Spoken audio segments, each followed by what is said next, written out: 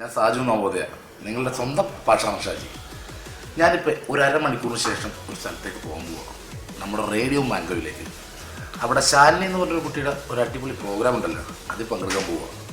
ഈ ശാലിനി എന്നെക്കാളും വലിയ പാഷാണമെന്നാണ് ഞാൻ കേട്ടേക്കണത്. എന്തായാലും ഒന്ന് പോയി നോക്കാം അല്ലേ. ശാലിനിയുടെ പരിപാടി ഞാൻ കലയ്ക്ക് കൈ കൊടുത്തോളാം.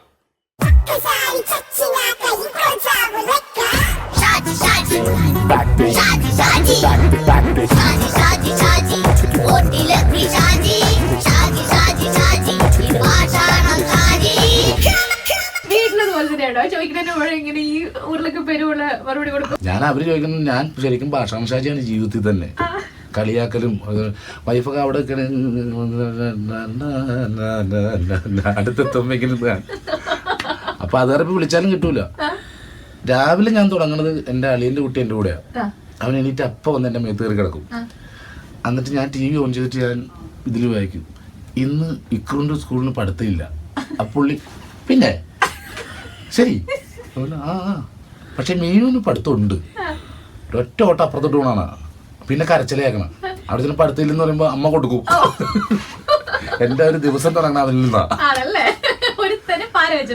എൻ്റെ ഇക്രു. അപ്പം ഞാൻ എന്തായാലും ഇവിടെ എത്തിയിട്ടുണ്ട്, സീറ്റിൽ ഇരിപ്പുണ്ട്.